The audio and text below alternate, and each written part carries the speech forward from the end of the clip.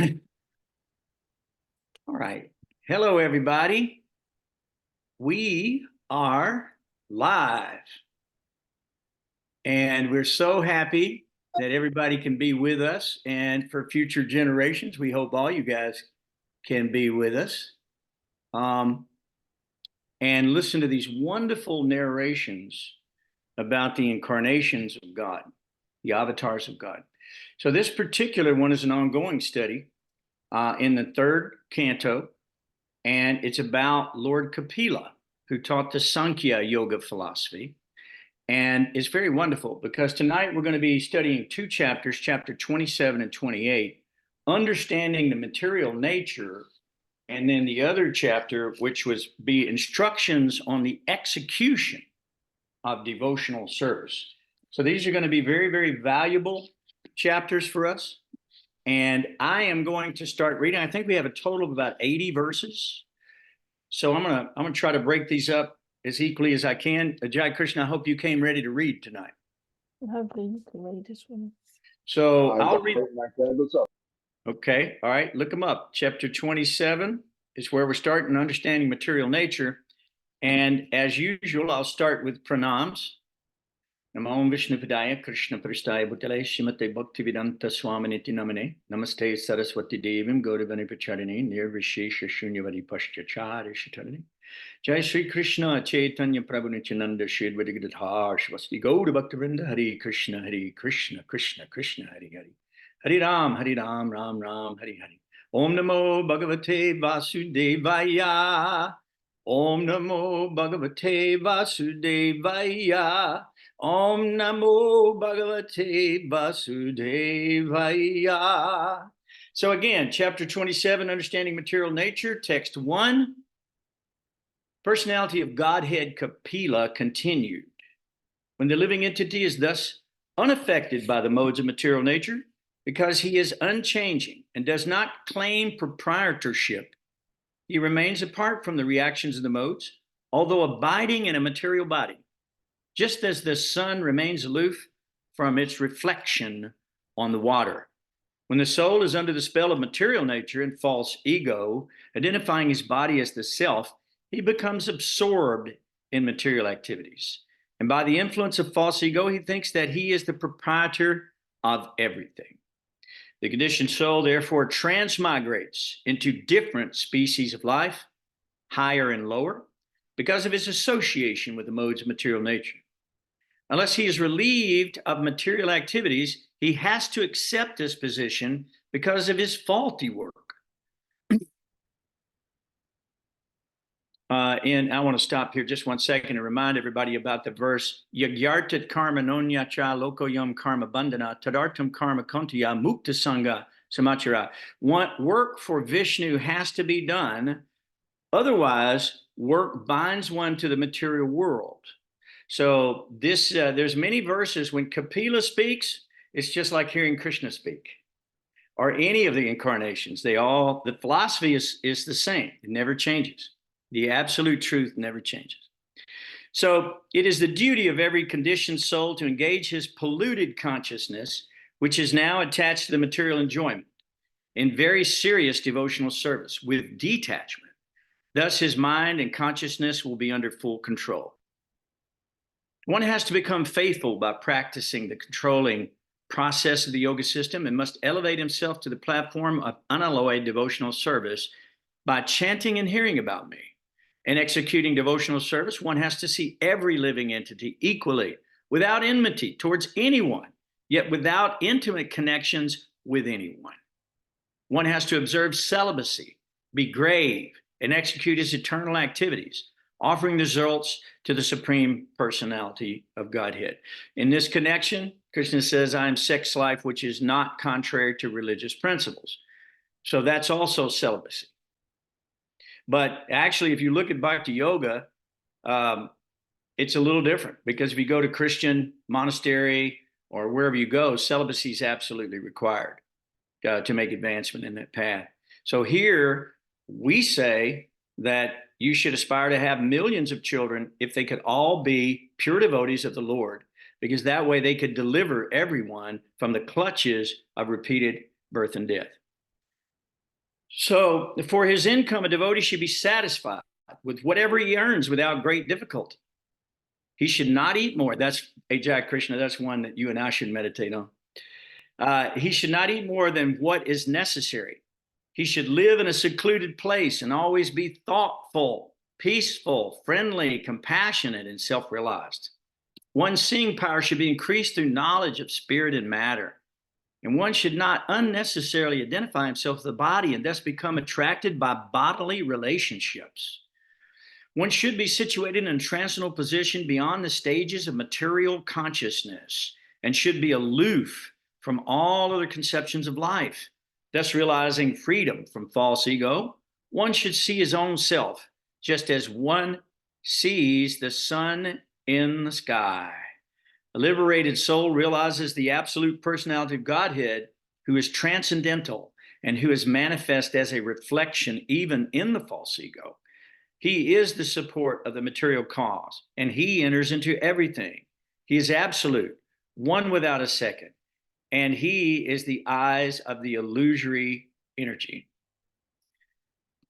The presence of the Supreme Lord can be realized just as the sun is realized first as a reflection on the water, and again as a second reflection on the wall of a room, although the sun itself is situated in the sky. The self-realized soul is thus reflected first in the threefold ego and then in the body, senses, and the mind. Although a devotee appears to be merged in the five material elements, the objects of material enjoyment, the material senses and the material mind and intelligence, he's understood to be awake and to be freed from false ego.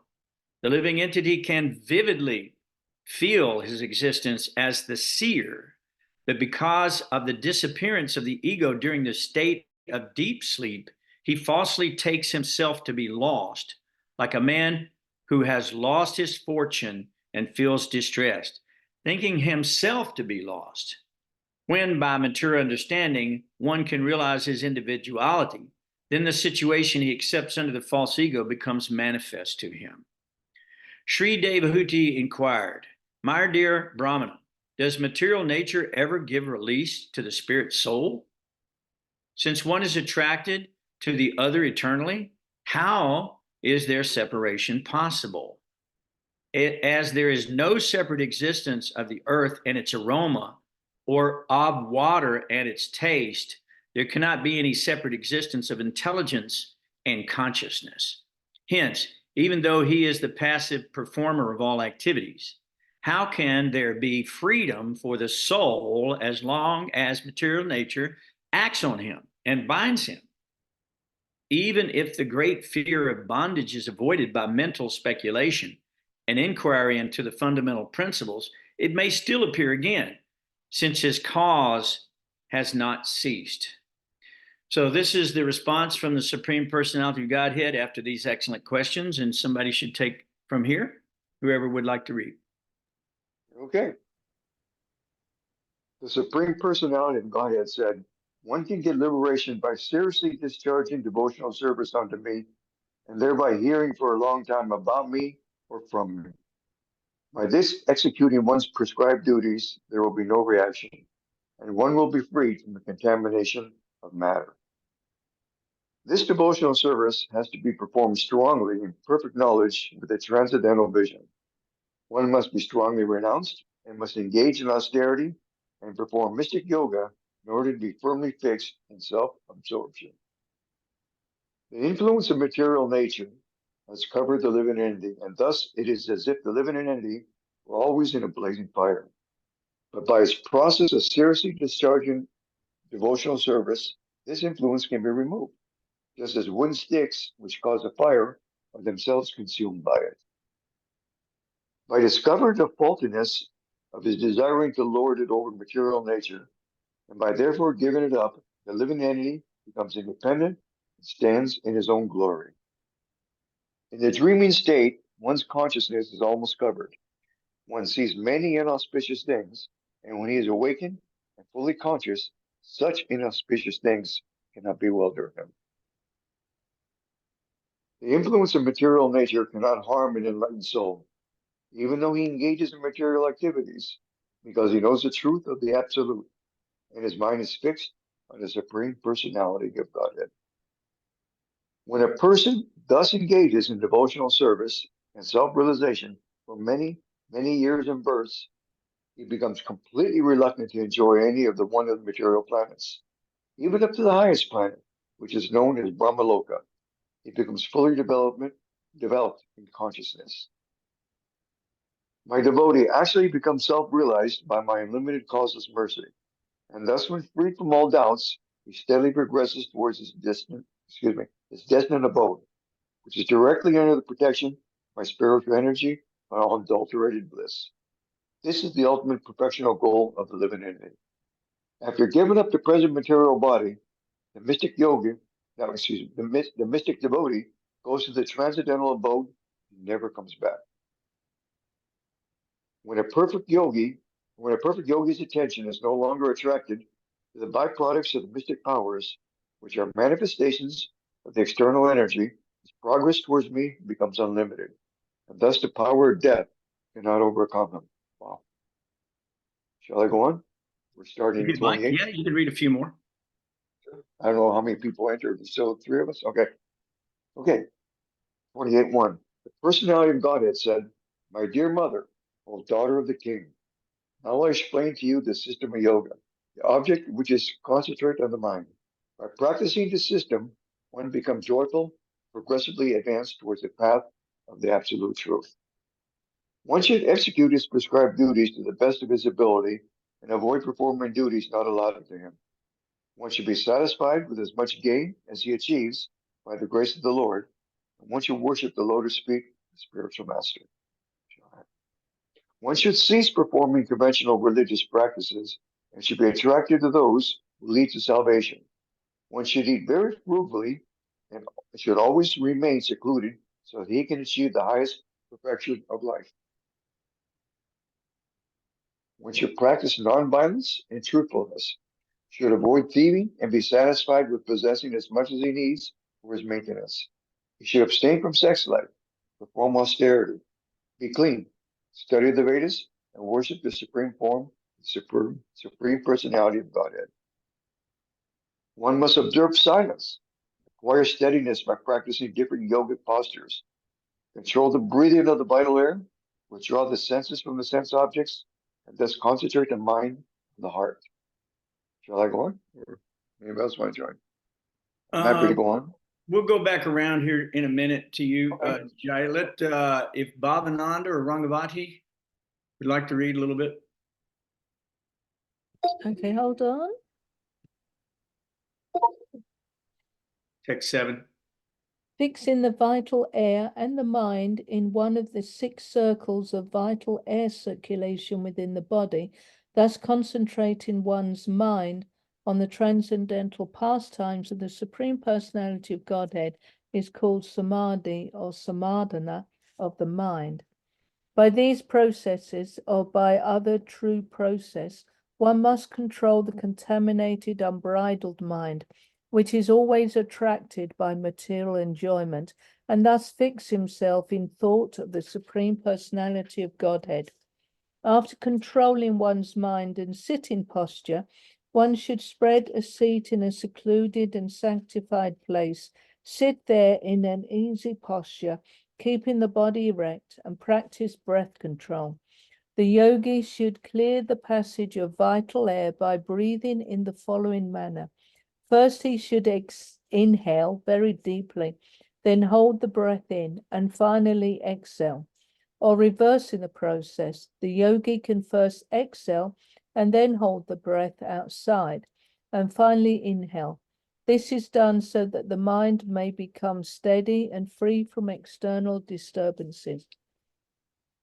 The yogis who practice such breathing exercises are very soon freed from all mental disturbances, just as gold, which put into fire and fanned with air, becomes free from all impurities. By practicing the process of pranayama, one can eradicate the contamination of his psychological condition, and by concentrating the mind, one can become free from all material activities. By restraining the senses, one can free himself from material association, and by meditating on the Supreme Personality of Godhead, one can become free from the three modes of material attachment. When the mind is perfectly purified by this practice of yoga, one should concentrate on the tip of the nose with half-closed eyes and see the form of the Supreme Personality of Godhead. The Supreme Personality Godhead has a cheerful, lotus-like countenance with ruddy eyes like the interior of a lotus, and a swarthy body with the petals like the petals of a blue lotus. He bears a conch disc. He bears a conch, discus, and mace in three of his hands. His loins are covered by a shining cloth, yellowish like the filaments of a lotus. On his breast he bears the mark of Sri Vatsa, a curl of white hair. The brilliant Kaustubha gem is suspended from his neck. He also wears around his neck a garland of attracted sylvan flowers, and a swarm of bees, intoxicated by its delicious fragrance, hums about the garland. He is further superbly adorned with a pearl necklace, a crown, and pairs of armlets, bracelets, and anklets. His loins and hips encircled by a girdle. He stands on the lotus of his devotee's heart. He is most charming to look at, and his serene aspect gladdens the eyes and souls of the devotees who behold him. The Lord is eternally very beautiful, and he is worshipable by all the inhabitants of every planet. He is ever youthful and always eager to bestow his blessing upon his devotees. The glory of the Lord is always worth singing, for his glories enhance the glories of his devotees. One should therefore meditate upon the Supreme Personality of Godhead and upon his devotees. One should meditate on the eternal form of the Lord until the mind becomes fixed. Thus, always merged in devotional service, the yogi visualizes the Lord standing, moving, lying down, or sitting within him. For the pastimes of the Supreme Lord are always beautiful and attractive. In fixing his mind on the eternal form of the Lord, the yogi should not take a collective view of all his limbs, but should fix the mind on each individual limb of the Lord. The devotee should first concentrate his mind on the Lord's lotus feet, which are adorned with the marks of a thunderbolt, a goad, a banner, and a lotus. The splendor of their beautiful ruby nails resembles the orbit of the moon and dispels the thick gloom of one's heart. The blessed Lord Shiva becomes all the more blessed by bearing on his head the holy waters of the Ganges, which has its source in the water that washed the Lord's lotus feet. The Lord's feet act like thunderbolts, hurled to shatter the mountain of sin stored in the mind of the meditating devotee. One should therefore meditate on the lotus feet of the Lord for a long time. Shall I continue? Well, if Seema's here and Vero's here, would they care to read? Okay. I don't know if they can hear me or if they may be muted or may not be ready to read. If they're not, Yeah, my Bobby. husband's going to read. Okay. Pass. All right. We got about 20 more verses, something like that. 23. We don't have the book. 23. They haven't got the book instead. Oh, okay. You have got the book. Don't worry about it. It's fine. We're going to go back through it. She's getting the book. We will next time with next verses we will read. Please. Yeah, that won't be a problem. We'll see you on that one next time, and we'll be listening to you read next time. Be excited to hear that. Thank you. All right. Continue, Bhavananda. Text 23. The yogi should fix in his heart the activities of Lakshmi, the goddess of fortune, who is worshipped by all the demigods and is the mother of the Supreme Person, Brahma. She can always be found massaging the legs and thighs of the transcendental Lord, very carefully serving him in this way. Next, the yogi should fix his mind in meditation on the personality of Godhead's thighs, the storehouse of all energy. The Lord's thighs are whitish blue, like the luster of the linseed flower, and appear most graceful when the Lord is carried on the shoulders of Garuda. Also, the yogi should contemplate his rounded hips, which are encircled by the girdle that rests on the exquisite yellow silk cloth that extends down to his ankles. The yogi should then meditate on his moon-like navel in the center of his abdomen. From his navel, which is the foundation of the entire universe, sprang the lotus stem containing all the different planetary systems. The lotus is the residence of Brahma and the first created being.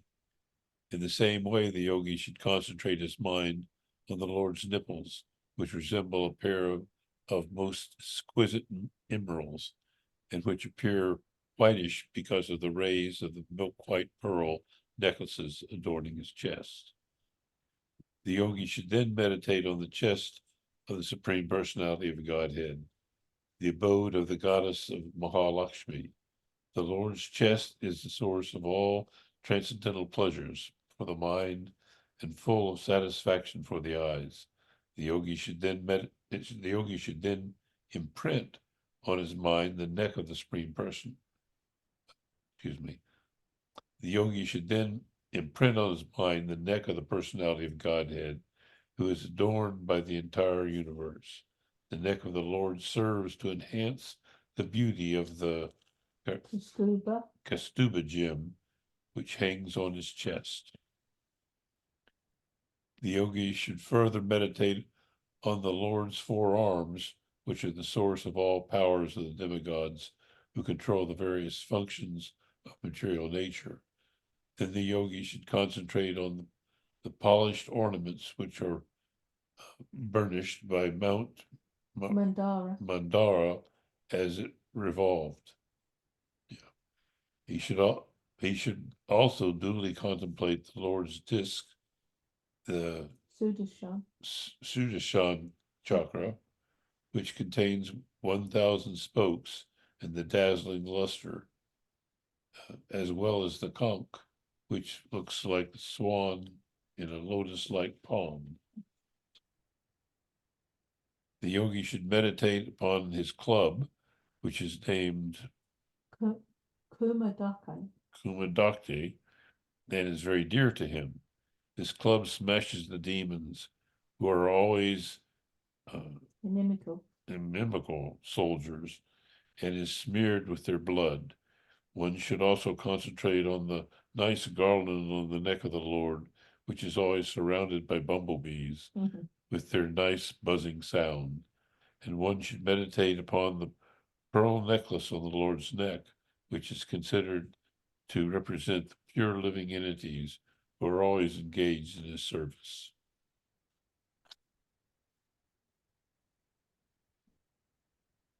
The yogi should then meditate on the lotus-like countenance of the Lord, who presents his different forms in this world out of compassion for the anxious devotees.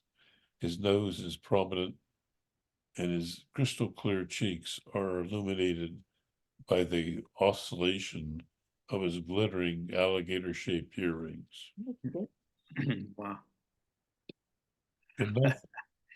Yeah, if somebody else wants some, is there anybody else who hasn't read yet that wants to read some more?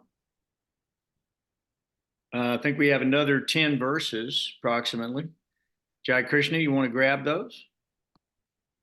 Happy to do it. Yeah, we cut you short a minute ago. I wanted to give you the time you need. Who, me? Yep. I read a lot, but I'm happy to read more. The Please. yogi then meditates upon the beautiful face of the Lord, which is adorned with curly hair and decorated by lotus-like eyes and dancing eyebrows. A lotus surrounded by swarming bees and a pair of swimming fish would be put to shame by its elegance. The yogi should contemplate with full devotion the compassionate glances frequently cast by the Lord's eyes, where they soothe the most fearful threefold agonies of his devotees. His glances, accompanied by loving smiles, are full of abundant grace. A yogi should similarly meditate on the most benevolent smile of Lord Srihari, a smile which, for all those who bow to him, dries away the ocean of the tears caused by intense grief. The yogi should also meditate on the Lord's arched eyebrows, which are manifested by his internal potency in order to charm the sex god for the good of the sages. With devotion steeped in love and affection, the yogi should meditate within the core of the heart upon the laughter of Lord Vishnu. The laughter of Vishnu is so captivating that it can be easily meditated upon. When the Supreme Lord is laughing, one can see his small teeth, which resemble jasmine buds rendered rosy by the splendor of his lips. Once devoting his mind to this, the yogi should no longer desire to see anything else. By following this course, the yogi gradually develops pure love for the Supreme Personality of Godhead, Hari. In the course of his progress in devotional service, the hairs on his body stand erect through excessive joy, and he is constantly bathed in a stream of tears occasioned by intense love. Gradually, even the mind, which is used as a means to attract the Lord, as one attracts a fish to a hook, withdraws from material activity. When the mind is thus completely freed from all material contamination, detached from material objects, it's just like the flame of a lamp. At that time, the mind is actually dovetailed with the thought of the Supreme Lord and is experienced as one with him, because it is freed from the interactive flow of material qualities. Thus situated in the highest transcendental stage, the mind ceases from all material reaction, becomes situated in its own glory. Transcendental to all material conceptions of happiness and distress. At that time, the yogi realizes the truth of his relationship with the Supreme Personality of Godhead. He discovers with pleasure and pain as well as the interactions, which he attributed to his own self, are actually due to the false ego, which is a product of ignorance. Because of his achieved real identity, the perfectly realized soul has no conception of how the material body is moving or acting, just as an intoxicated person cannot understand whether or not he has clothing on his body.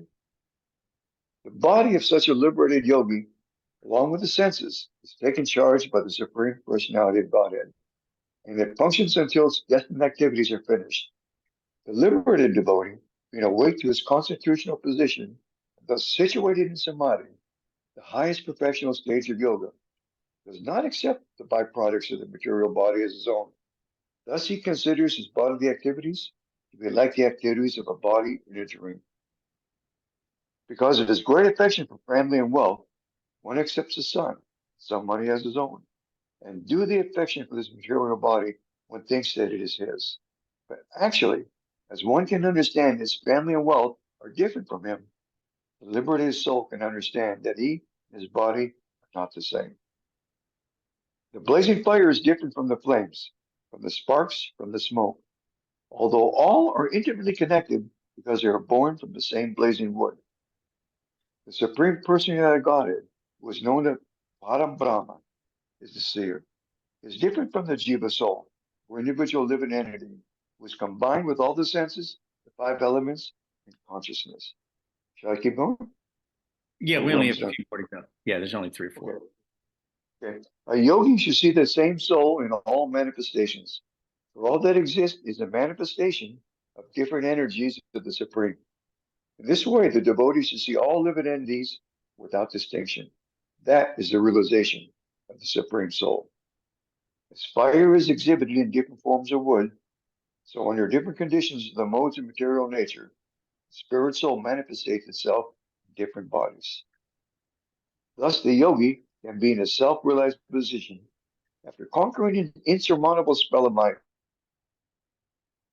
who represents herself as both the cause and the effect of this material manifestation. It's therefore very difficult to understand. Boy, you know that. Yeah, we do, don't we? And that's it. That's the end of the chapter. Okay. Well, that's 2 chapters. Yes, yes. Very, very nice chapters. So much information here. You know, when I listen to Kapila, it's just like hearing Krishna speak in Bhagavad Gita. It's almost identical because almost every single verse that he gives, there's a corresponding verse in the Bhagavad Gita to match that verse.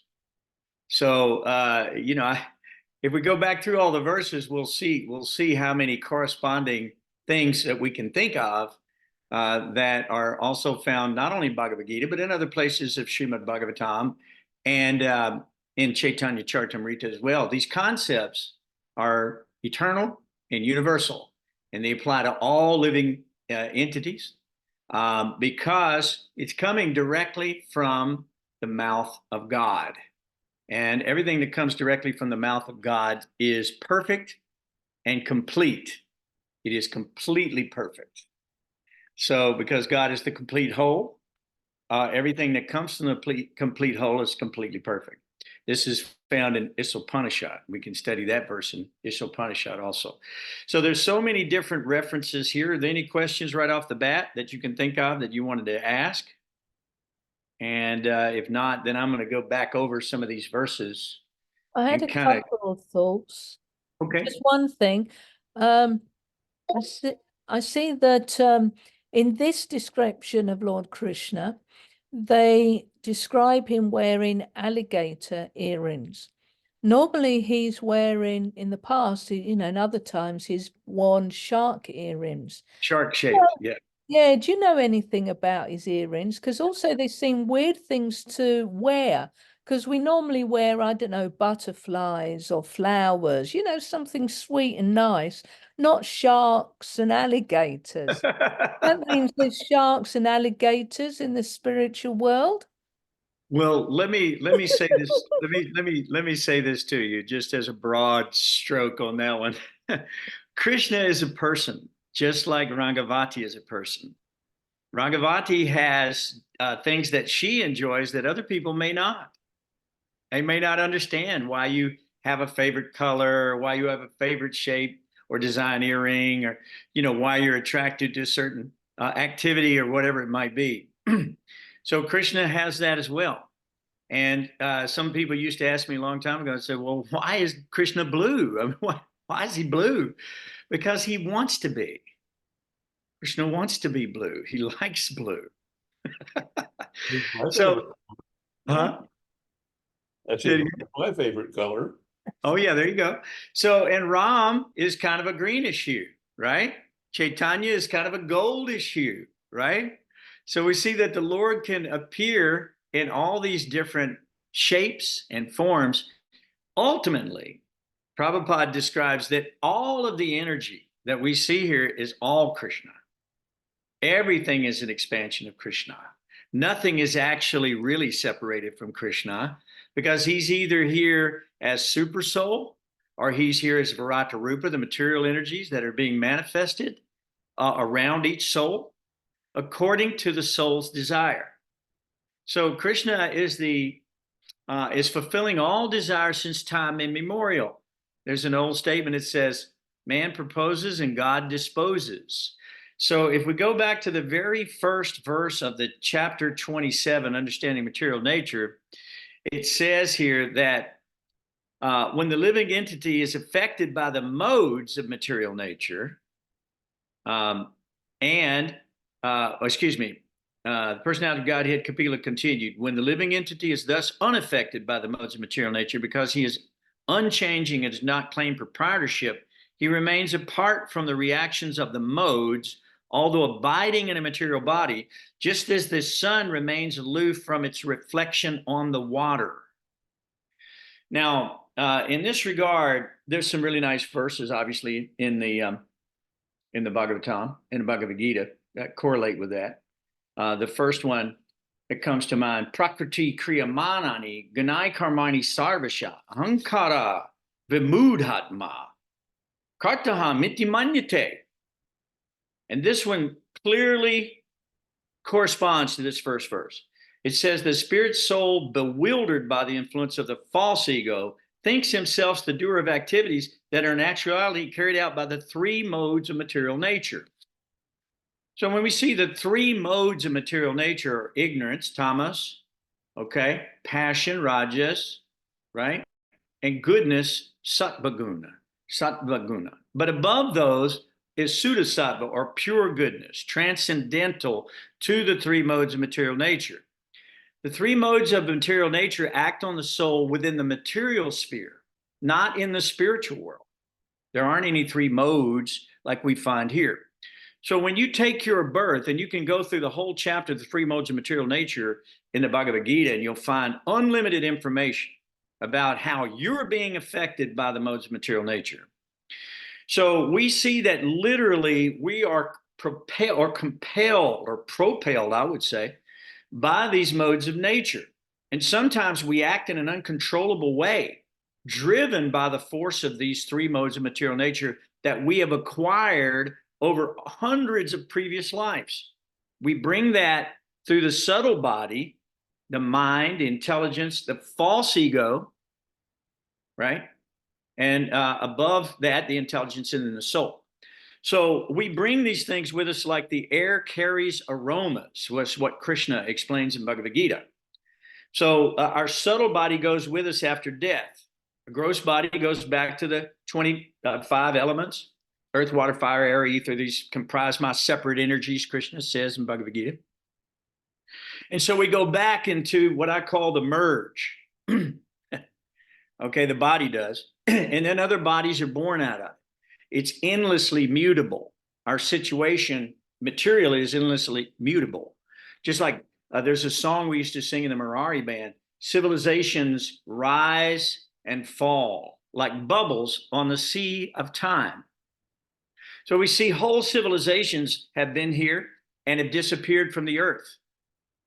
In the Bhagavatam, all these stories that we see are ancient stories of great kings and great personalities or incarnations of God that came millions of years ago, hundreds of millions of years ago, billions of years ago, and even trillions of years ago.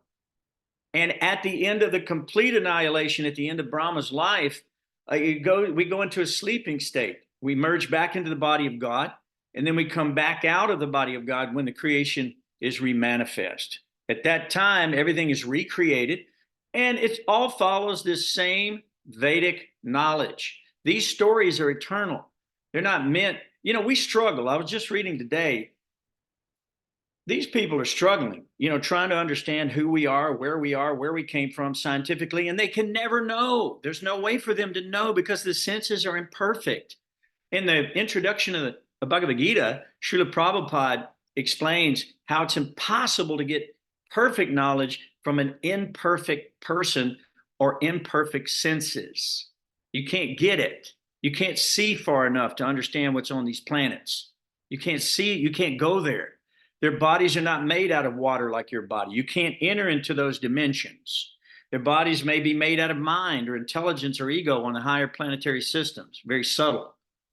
So the idea is that you cannot enter there. You can build the biggest spaceship you want. And I think Elon Musk is attempting to do that.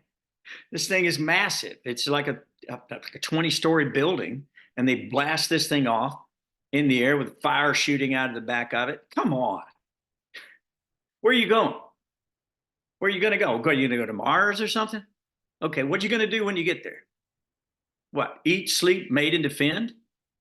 Just like the roaches do in the Earth planet? What have you accomplished? What have you gained? Everything is lost because all of that amounts to so many zeros unless we put God in front. You put one in front of the zeros and all of a sudden it's very, very valuable. So we think we're the doers, but actually everything is being carried out by the modes of material nature. Krishna says that in this particular verse. So, but just as the sun remains aloof from its reflection on the water, right? Because the reflection on the water is the sun, isn't it? But simultaneously, it's not the sun. The Chinta Beta Beta Tattva is a philosophy that is promoted in Vaishnavism, which means simultaneously one yet different. Yes, you are one with God, yes, but you are different. You are different than God because you are part of God's energy. You are Prakriti. Prakriti is the property of God. It's the energy of God that emanates from God's body. He owns us. And he says that in the Bhagavad Gita. He says, once you have understood the truth, you will see that everything rests in me and everything is mine. So that's why we hear in the Bhagavad Gita this theme of detachment over and over and over and over and over and over again, of beating it in our head to understand that you should be detached from all this. This is provided to you by Krishna. And the purpose of it is to develop love for that creator, for that provider. So if you know that somebody's giving you every single thing that you're getting, everything you get, and you're not appreciative, what's that? I mean, that's offensive.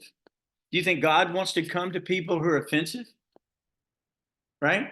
So the other day, this preacher's preaching. I'm looking on the on the YouTube, and this preacher's preaching, and the girl is going, "Oh, you're trying to prove that there's a God, you know, by saying this or that." And she said, "This is all just so much nonsense." She's saying like that because you have no proof.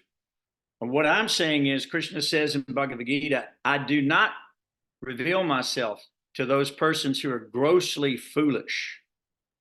He's not going to reveal himself to this woman. She's never going to get to know God by acting in this way, challenging God. You want to challenge God? Well, see how you end up with that. Good luck. Okay? Maybe we'll read about it in tomorrow's news. You don't challenge the Supreme Personality of Godhead. Those who tried in the Battle of Kurukshetra all died. And in every other war, and every other incarnation of the Lord, Ramchandra, Ravana challenged the Lord.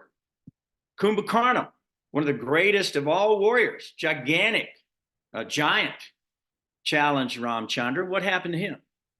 See what I'm saying? So we don't go about it challenging the Lord. We go about it humbly, lower than a straw in the street, lower than a blade of grass, more tolerant than a tree, right? If we do the Trinadapi Sunichana, Taropi Sahishnuna, Amanina Manadena, Kirtaniya Sadahari.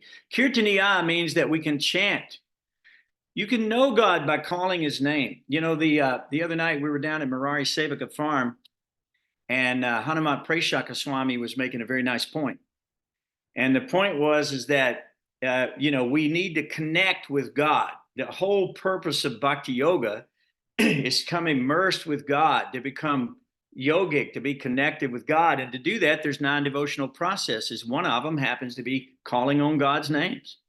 And so he was counting up the numbers of how many rounds we do a day. And I mentioned it was 27,640 actual individual names that we say every day. What else do you say 27,000 times a day? So if you say God's names 27,000 times a day, do you think he might hear you? You think it's possible? We're petitioning the Lord to come to us, to give us the mercy that we need to understand him. He says in Bhagavad Gita, for those who surrender me, I give the intelligence by which they can come to me. He explains that in Bhagavad Gita. So if we come to the Lord in a challenging spirit, one of doubt and one of criticism like that, you're not going to get anywhere with that. Never. You're never going to understand God. He's going to shore you up as the perfect atheist, right? Because he'll help you forget him. That's why you're here in the first place. We're forgetting Krishna, and we're pretty good at it. We have a lot of things that we can fill up our time with, don't we? All types of nonsense. And people take it so seriously. It doesn't matter what it is. It could be bass fishing. Here in Tennessee, they're fanatics. Bass fishing. Well, I can't wait till season, man. I'm going to pull one of them basses in. Okay, that's your purpose in life. So you're meditating on bass, you'll be bass.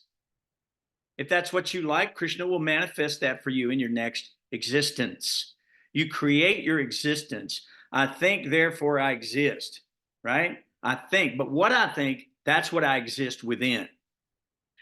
Everything comes together around the spiritual spark to create literally the environment that you're living in today. You want that environment to change? You have to understand the truth. You have to understand the mind of God. It can be given to you through the Parampara system, through the spiritual master. Tadvidi pranipratena pariprashnena sevya. Go approach the spiritual master, one who's become self-realized, and then you too can become self-realized. But you must associate with the devotee of the Lord, because the devotee of the Lord is very dear to the Lord. And the Lord exhibits his mercy through the Vaishnava. In one place it says that the Vaishnava is even more merciful than God himself, because the Vaishnava will come here and give up his life for you. Look at the life of Christ, how he came here and he suffered for his Father in heaven. And his Father, to give the message of his Father, he was willing to give up his own body to go through any austerity. So in the Vedas, it says that a person who really loves the Lord is willing to go to hell for the Lord, whatever it would take. Try to figure it this way. If you have a child, right? The love between a father and mother for the child, one of the greatest loves of all, right? So if the child is in danger, or if the child has some issue, you'll do whatever you have to do to save that child. You'll spend your very last dime. You'll spend all of your money, all of your time, all of your energy trying to save that child. Recently, there's a story in Nashville of a boy who came here at a frat party, got drunk, wandered off, fell off a cliff into the Cumberland River. They found him down the river about 20 miles, dead. He was just here to have a good time, got drunk, and his life was changed immediately, or ended immediately. And everybody in Tennessee, he was from another state, but everybody in Tennessee turned out to try to find this young man, because the parents were so distraught. They could not be appeased by any means. They could not be appeased by any means. In that regard, there's a great story in the Vedas of a great king and his wife who had prayed for a child and didn't have one. Finally, they went to see a great sage. The sage said, yes, you can have the boon you want, but you'll also have to take whatever the opposite side of the coin will be, because with pleasure comes pain. Just like in the wedding vow, it says for better or for worse, because there's going to be some worse. I promise you, it's not always going to be better. In the modern age, if it's not better, that creates divorce. They want it better now. They want it right now.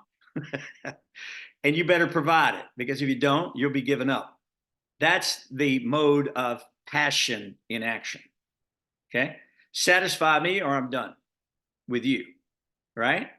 So mode of goodness is one that's forbearing, very patient, very compassionate, very tolerant, putting others before themselves, their needs before themselves. So when we see real love, we see the mode of goodness come out. Particularly, we see that. And so these parents were being distraught, and everybody went to help them. Unfortunately, the child did not survive. So in this story I was telling you, they went to the sage. The sage said, okay, you're awarded. They go back home. They have the child. The child is very wonderful. They dote on the child. They're training the child, giving the child the very best, because he's a prince, going to be the king. And but he gets sick. And they bring in the best doctors. They don't seem to be helping. They go out around the world seeking all these medicines and everything they can do. They spend every minute of their life, every minute of their time trying to save this child. The child gets worse. So the whole kingdom becomes totally morose, just like the king and his wife. They become totally morose. And what happens in their moroseness, the whole kingdom is suffering, and finally, the child dies. So they literally faint away. They can't move. They can't do anything like that. And by the way, at this time, guess who shows up?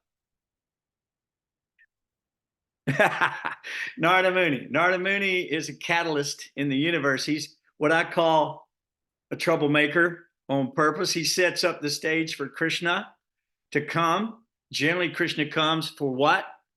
He comes to reestablish the principles of religion and annihilate the miscreants, right? So the Lord comes, Narada comes, and he says, yeah, can you not see that the child is left and that, there's nothing that can be further done? And they go, well, we can't give up the child. He says, well, okay, I can bring the child back to life for you. And we see that Indra can do this. Jesus did this. We can see that great souls can do these things because they're given the power from God to serve God with those, what they're called mystic siddhas, perfections that you get as part of the package. You don't have to work on them separately. When you become pure devotee, you get all of that. It's not a problem. So he says, okay, I'll bring the child back to life. The child comes back to life and sets up, and they're hugging him and kissing him, crying all over the child. But he's not responding, and they're going, well, what's the matter? And he goes, well, who are you? Who are you? And they go, well, we're your parents. Don't you know us? He said, I've had millions of parents. Which ones are you? So you can see that we're not really intimately connected in that way. We're connected, not in a material sense, not from bodily connections, not from semen, from blood, from the womb. These things are all temporary. Whatever has its beginning, its end is certain. Krishna says that in Bhagavad Gita.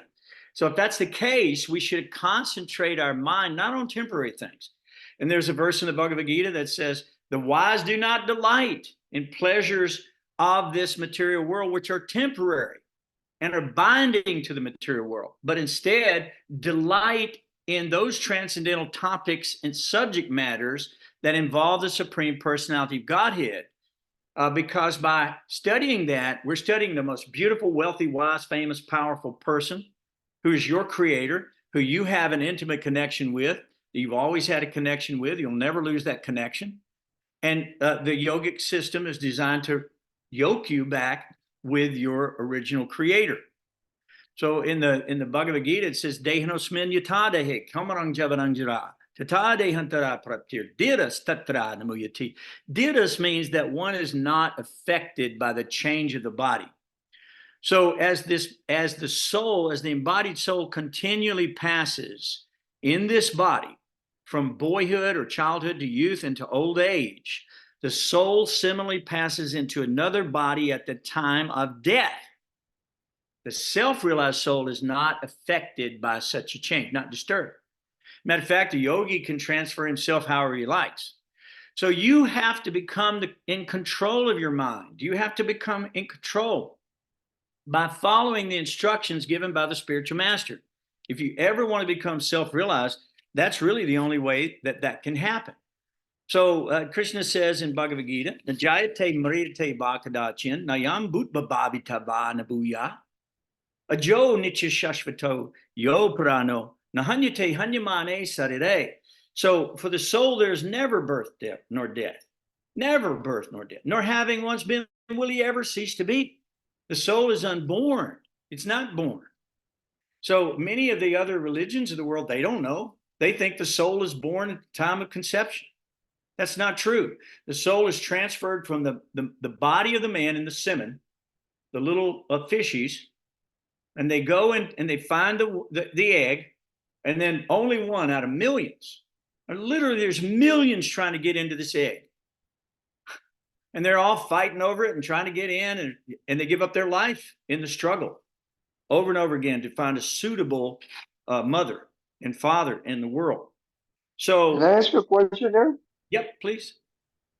So if all these semens are they individual souls? That's correct. Because so That's then correct. one makes it to a body. What happens to all the other ones? I mean, then they disappear. They die. They live for just a second, a moment, just like Brahma lives for trillions of years, 3.5 trillion years. We live for 100 years. It's all 100 years. Depends on, it's relative. Time and space, it's a relative thing. It's relative to that body that they're living in. Just like a fly, flies are born, they live for a day or two or whatever it is, and then they die. That's their lifespan. That's their 100 years. So in the same way, all of these different souls are trying to take a birth. And so they're attracted by your actual modes of nature. the ones that are affecting you. Passion, goodness, ignorance. So though like attracts like, you know how that works. So they're coming to be with the father. They're then injected into the mother. They take, the mother nourishes them, the little soul that gets into the egg. And then 9 months later, the soul comes out with a hard smack in the material world, right? And the suffering begins. We think it's enjoyment. Well, that's why the baby cries, because he's starting to suffer. But Oh, that's absolutely. very nicely explained there. I never, as much as I've studied and read, I've never thought about that till you just mentioned it. About all the millions of sperms are individual souls. And, you know, I don't know how many little sperms there are, but I think somebody said it was like, and I could be wrong about this. I used to know the number, but it's millions of them. And they're trying to take a birth. They're trying to get a body so they can enjoy eating, sleeping, mating, and defending, which are the 4 functions of all living entities in the material world. But they do it. Was this karma? I'm sorry? Was this karma? That Of course, this it's particular karma. sperm Yep. took this particular soul body, for instance, speaking of mine, and the other ones, it was just their karma not to take a birth at that moment. That's correct. Wow. And it just says in this chapter, the second chapter we're reading, it says very difficult for us to understand how Mahamaya is working. Mahamaya is God's energy in this material sphere. Yogamaya is God's energy in the spiritual sphere. So Mahamaya is a separated condition. And the representation, the personality of Mahamaya is Durga, primarily. Of course, there's other ones as well. But the idea is she's trying to keep you away from Krishna because we're all obnoxious, to be honest with you. I mean, okay, let's be candid with one another. Can we do that? Can we speak frankly a second? All right. So there are people in the material world that you couldn't be in the same room with for more than a minute or two without going crazy. Am I right? You ever met anybody like that? It's there. Some people have such bad habits. Some people are completely intoxicated, acting obnoxiously. Some people are so filled with their own ego that they suck all the air out of the room and offend everybody. You know these people I'm talking about. Some people are very violent. Some people are very angry. Some are very lusty for you, would like to exploit you. Some are thieves who would like to kill you for your money or rob you. So if you think about it, there's not a lot of people here in your own life that you even want to associate with. If you think about it, we select our friends based on our different proclivity and our different attraction to the material senses. If you look at your life and you go, here's what I've done, you can see the modes of ignorance, passion, and goodness at work. Tonight, hearing this class, you can see the mode of Sudasattva, pure goodness working. This is liberating. This is transcendental. This is not a binding activity. And Krishna Kapila in these 2 chapters was very, very clear about that. So I hope that answered your question. But so as a person, I love this verse. This is a great verse in the Bhagavad Gita 2:22. Krishna says, Vasamsi janani yata vihaya navani grinati naro parani tata sarirani vihaya jirnani anyani sangyati nivani dehi. And what that means is as a person puts on new garments, giving up the old and useless ones, the soul accepts a new material body, giving up the old and useless ones. So the idea is we are going to be experiencing repeated birth and death until we are liberated from this being bound up. And we have to free ourselves from the modes of material nature. So in 3:27, Krishna says, Prakriti kriyamanani gunai karmani sarvasha ahankara vimudhatma kartahum iti manyate. The bewildered spirit soul, under the influence of the 3 modes of material nature, thinks himself the doer. We just read that a few minutes ago, which are actually carried out by nature. So all of the things that we see are being provided to us by the Supreme Personality of Godhead in his various manifestations and expansions, plenary portions and portions of plenary portions that the Lord expands into to facilitate this environment which you have created by your own desire. This is all created because you wanted it. So here it is. So when you get tired of repeated death, when you get tired of losing your family, when you get tired of seeing all these things happening in the material world that you really have no control over, when you get tired of the threefold miseries, and do you know what they are? Miseries caused by the material nature, like volcanoes, hurricanes, tornadoes. You look at the news, somebody got blown away, killed today, no doubt. Hurricanes are killing people, sometimes by the scores. When they had the tsunami, the 600,000 people died. So this is, the material nature is a very dangerous place to be. You don't know when the next meteor is going to strike. You don't know when the next earthquake is going to strike. So you have to be in anxiety all the time. And the second thing is material are miseries that are created by other living entities. And we've all had plenty of that. Somebody's trying to steal, rob, rape, murder, whatever they're trying to do to you, exploit you, take advantage of you, whatever it is, they're creating miseries. Maybe they want a war with you, just like we see there's so many wars right now. They just want to kill you. They just don't like you. They don't like the way you look. They don't like your skin color. They don't like your religion. And they want to control you. They want to be the supreme controller. They want to lord over you. They want to make you meet their demands. And if you don't, then they'll come and kill you in heinous ways, unbelievable, horrible activities that are going on in the world out of envy and hate. Prabhupada made a comment. He said, as long as people are affected by the modes of nature, specifically passion and ignorance, there must be war. There must be war. Why? Because they want what you got. They don't want you to have anything. They want it all. They want you to serve them. We've read that in the chapter of divine and demoniac natures in the Bhagavad Gita. You can read their whole attitude. So much I have today, so much I will have tomorrow. I've killed this enemy, and tomorrow I will kill my others. You can't kill your way out of the material world. You cannot. You just can't. It's not going to happen. You're going to have to surrender your way out of the material world. Okay? So Krishna says, Tribir Gunamayir Bhavayar. And what that means is deluded by the three modes. We're deluded by the three modes of nature, goodness, passion, and ignorance. And the whole world does not know Krishna, who is above the modes of nature and is completely inexhaustible. So that is the understanding that we're ultimately going to have to get. And Krishna, in this chapter, in text 6, it says it's our duty. So if you look at text 6, it says one has to become faithful by practicing the controlling process of the yoga system and must elevate himself by chanting and hearing about me. This is your duty as a spirit soul. Your duty as spirit soul is to know Krishna, to understand who Krishna is. So by executing devotional service, one has to see every living entity equal, without enmity, towards anyone. Okay?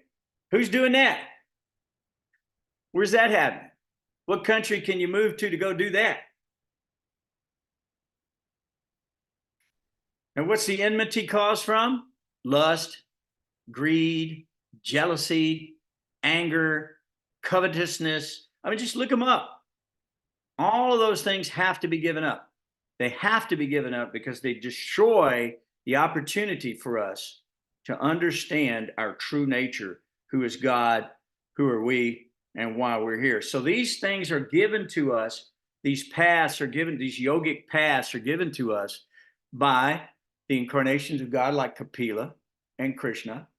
And they describe, like the Bhagavad Gita is the complete system of yoga. Krishna is Yogasvara. He's the creator of yoga. He's the goal of yoga.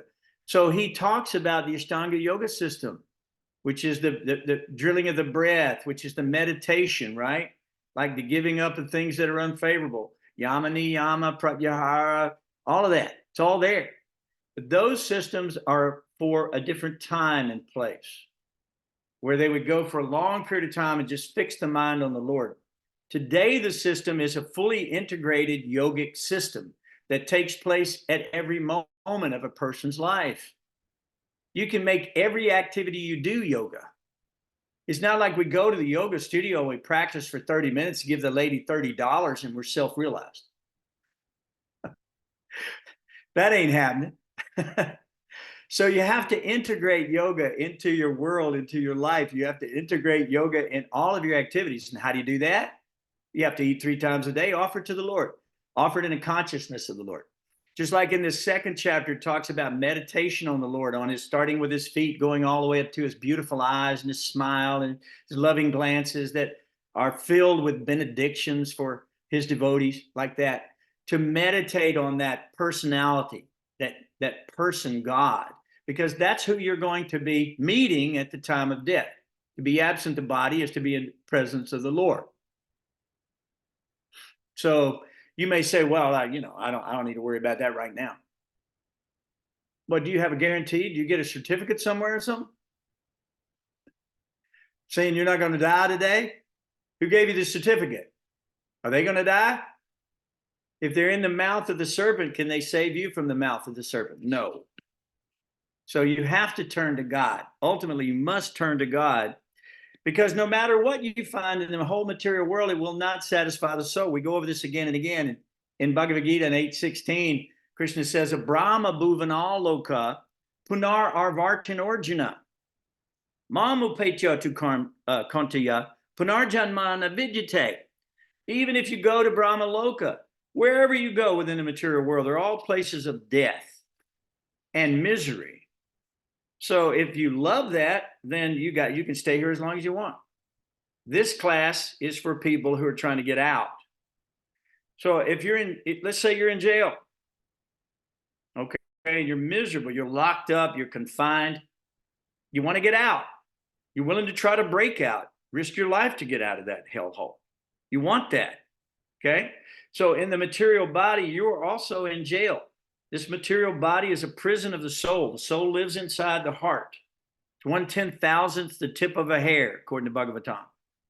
And so it's very, very small. You can't see it, but the energy of consciousness goes through the bloodstream throughout the entire body. So when the soul actually leaves, depending on how it leaves, the body itself collapses and is merged again to the elements. And we say they have passed away. They've passed away. And that is true. They've passed on to another realm that is there for you. So what we have to do is practice seeing ourselves as the soul, not the body. We can't think I'm Italian. We can't think I'm a woman. We can't think I'm black. We can't think I'm Indian. We can't think I'm white. We're not. These are all illusions. These have nothing to do with the actual soul within the body. The soul within the body is transcendental to all of these things. Even the pleasure and the pain of the body is caused by the false ego. It just said that. We just read that. So when a person quits identifying with the body, no longer is there any pain. We don't feel the pain. Jayapataka Maharaj, they asked him one time, great devotee, great soul. They said, Maharaj, how do you tolerate the pain? He says, I just simply chant Hare Krishna, I forget about it. Now, when he quits chanting, maybe the pain is coming back. So now he's chanting all the time. See what I'm saying? So that's the key. We want to chant, we want to be connected with the Lord all the time, because by doing that, we are literally pain-free. And there's no hard struggle for us.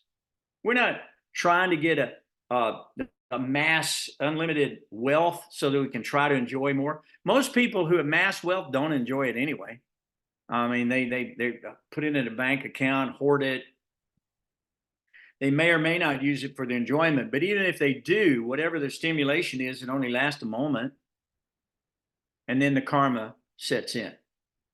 So we don't give ourselves to these temporary pleasures in the material world, because they lead to degradation, and they lead us to be bound up in the material world. That's why This yoga system requires that we purify ourselves of these illusions, of these three modes of material nature that we don't want any part of.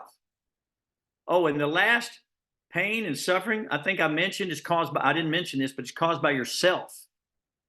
The pain and suffering you cause to yourself by not knowing the truth and acting foolishly. So our goal is to study under the spiritual master, Tadvidi Prani Pratena, Pariprasnena Sevya.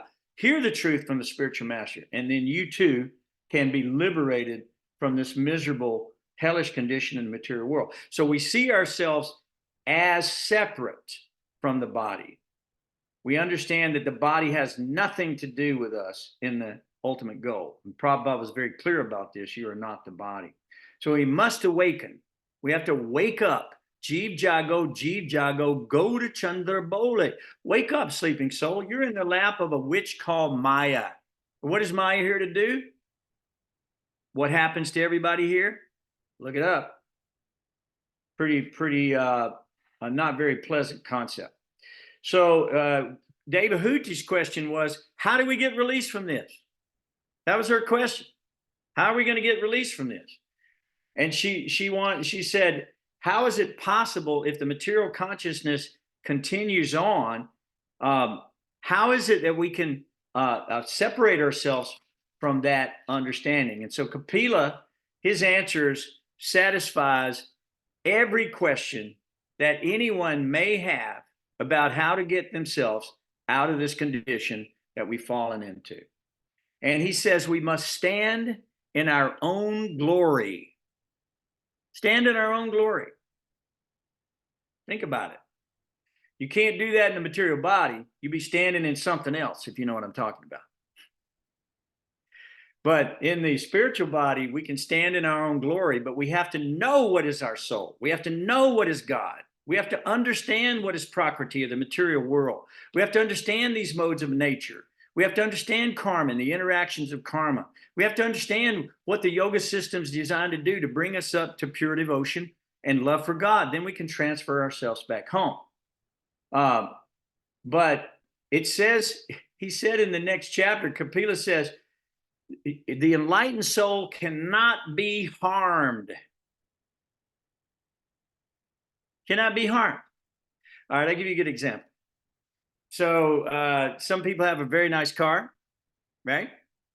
And so if the car is parked and you go inside a restaurant, you go in to see someone, you come back out and the car is smashed, what are you going to feel? First of all, you're going to feel, oh, pain, almost like somebody smashed you. Then you're going to feel anger. What? Who did this? How dare? See what I'm saying? This is caused by identification with the automobile. You are not the automobile. The automobile is separate from you, yet you're feeling pain because of your identification. So when a person does not identify with the material body and the false ego, they don't feel the pain of the body and the false ego. Because of the Supreme Personality of Godhead, he assures that to us. He assures us that we'll be under his protection. No one can harm you. If Krishna is protecting you, who can harm you? No one. Who could compete with Krishna? No one. So take protection of the Supreme Person, because the Supreme Person can guarantee that once you go home through this devotional process, you don't come back here to this world of birth and death. You don't come back. So these were some of the points in this last chapter. And the power of death cannot overcome the devotee of the Lord. What do you think about that? So the power of death is a servant to the devotee of the Lord. It says that the devotee steps on the head of death and transcends back to the spiritual sky. Think about it. I just read a story today about a wonderful godbrother of mine who passed away some years ago. And his wife was telling the story. And she said, as he was passing at his very last moment, he looked up and he saw Srila Prabhupada standing in the most beautiful doorway.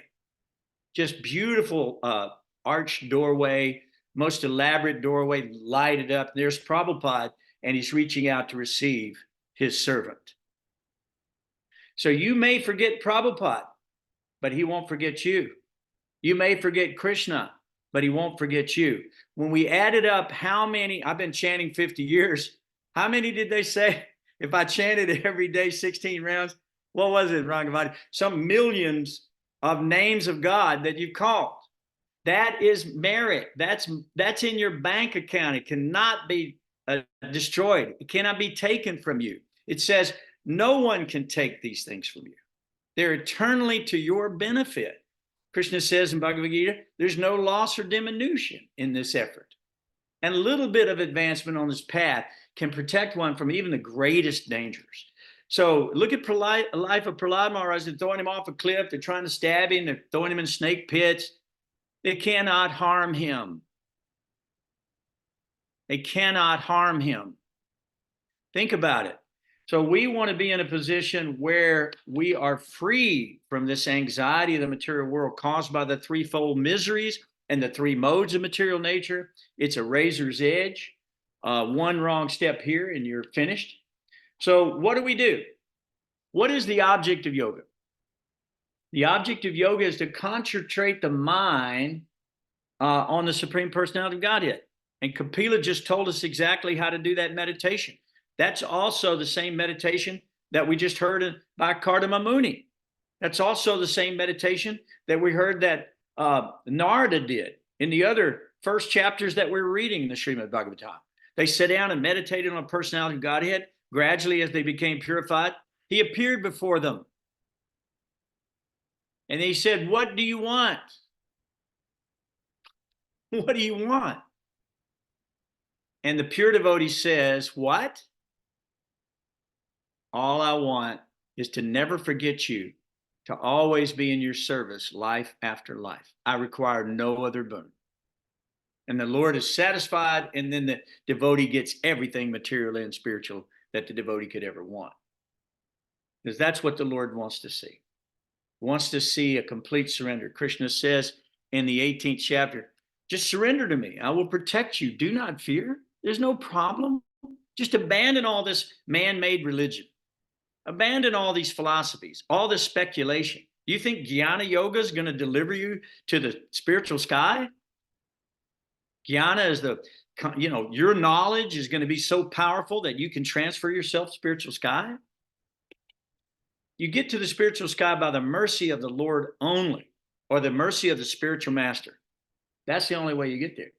So basically what Kapila, I kind of humorously say this, but I call this kind of the 10 commandments of Lord Kapila. I mean, he's telling us what you have to do to liberate your soul. So he starts out and he discusses pranayama, because you've got to get control of the mind. You can't let the mind run over you. Krishna says wherever the mind wanders due to its restless and fickle nature, one must bring it back under the control of the self, just like a tortoise withdraws the senses within the shell. So when you see something that is not favorable for your devotional service, bring your senses back in. And then meditate on these forms of God that are described by visualizing the personality of Godhead. So our devotional process is very wonderful because it's easy for us to visualize the personality of Godhead. We don't have to go somewhere in the mountain, sit on Kusha grass and do it this way. We got the beautiful deities in the temple. And you go there and you start by looking, all the devotees who are standing before the Lord at the temple, start at the feet.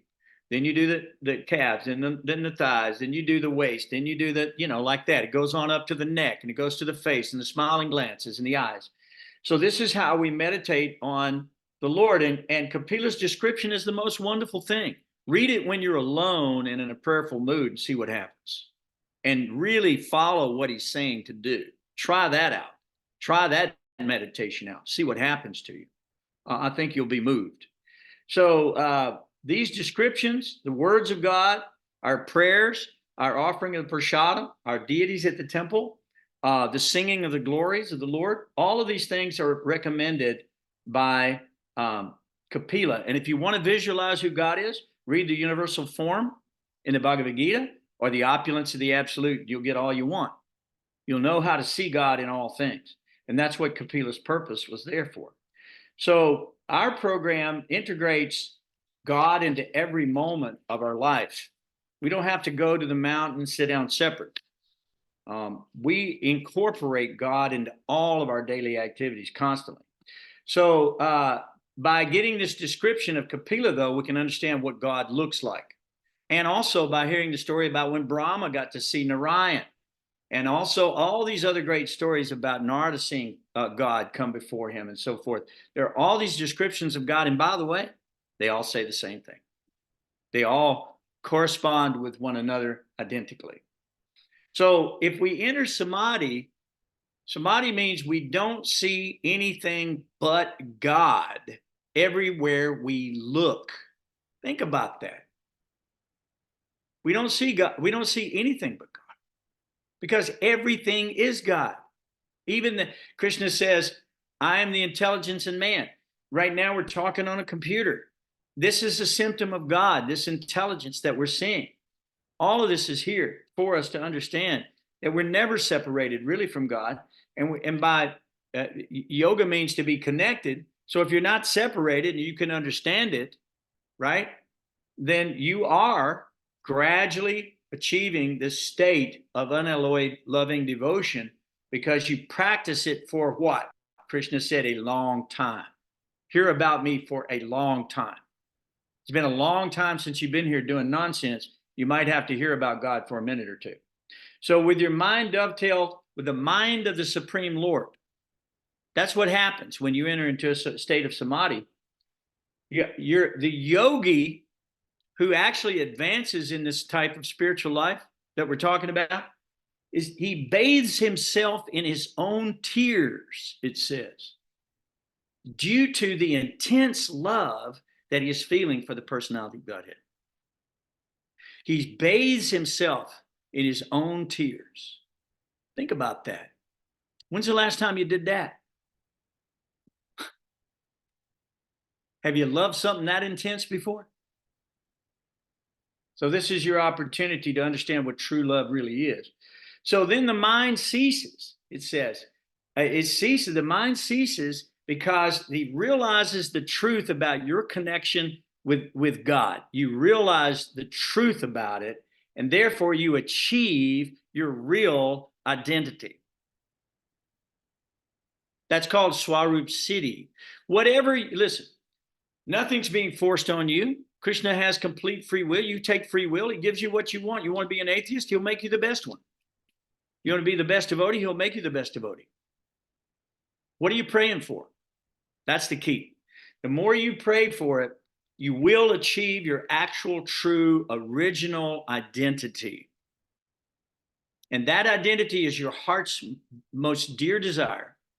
The one thing that you will never be happy with anything that God can give you until you get that. And when you have your true identity back, that's called self-realization. Self-realization means you know perfectly well who you are, who God is, what your relationships are, and you know the way to connect with God. This body is a dream.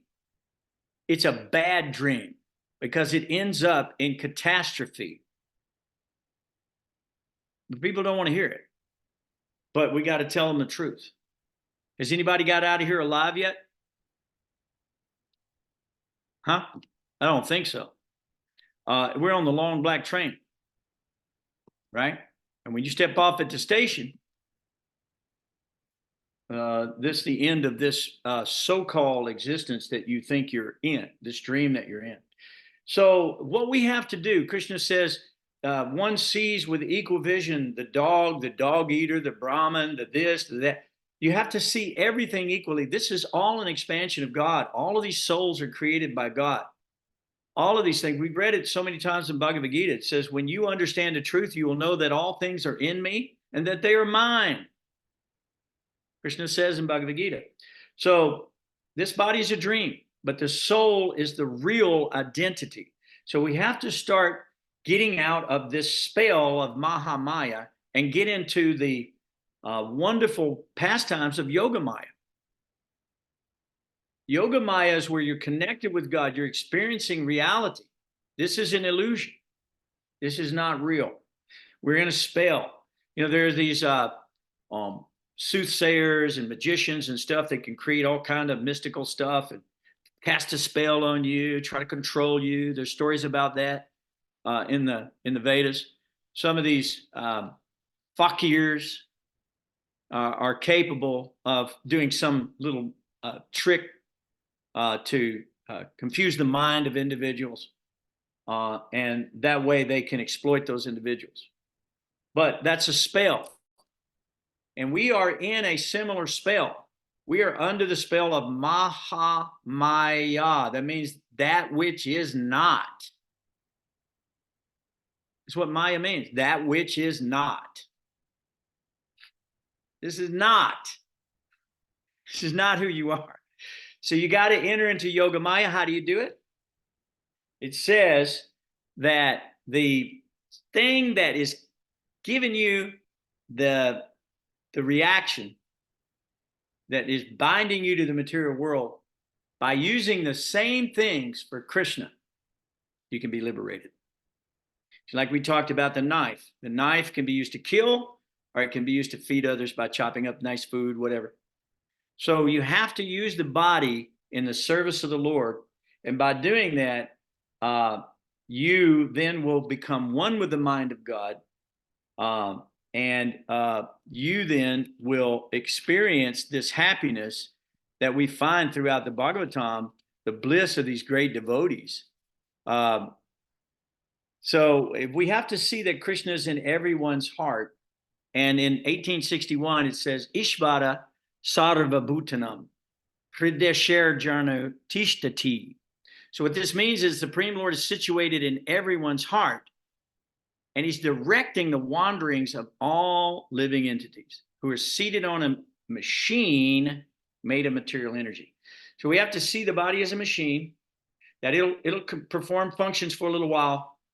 When it's finished, it dies. So we are concentrating strictly on devotional activity because we know this is not going to last. It's either going to be finished today or it'll be finished in 100 years. Who cares?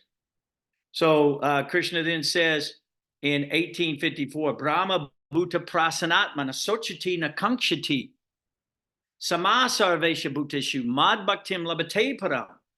One who is thus transcendently situated at once realizes the Supreme Lord, the Supreme Brahma, and he never laments, and he never desires to have anything. It don't matter if it's in Brahma Loka in hell. It don't matter if somebody comes up and gives you $1 billion. Hanuman Prashaka said last night, how much would it take for you to break your vow? How much money would it take for you to break your vow if you knew that by breaking your vow, your soul would be lost? I mean, what price could you put on that?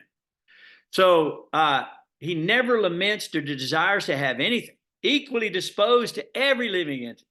And in that state, he attains pure devotion unto me. Go read that verse, 1854. Read the purport, see what Prabhupada's got to say. And you too will feel ecstasy. So that's it for me. I got more. Haribo, I got more. But I'm going to stop there. But just know that by regular attendance in classes on the Srimad Bhagavatam, all that is troublesome to the heart is almost completely destroyed. And loving service to the Supreme Personality is established as an irrevocable fact. That's what Srimad Bhagavatam has to say about that. So let's do it. Let's do it. We don't care if we preach to the wall. We don't care. After many, many millions of births, right? One may become interested in the truth. Out of many, many millions who are interested in the truth, only one may know me in truth. So if your interest is in eating, sleeping, mating, and defending, then you can stay in the material world as long as you want to in all the various species and try to enjoy that. And you can let us know how that works out. Would be interesting to hear. All right. Any other question?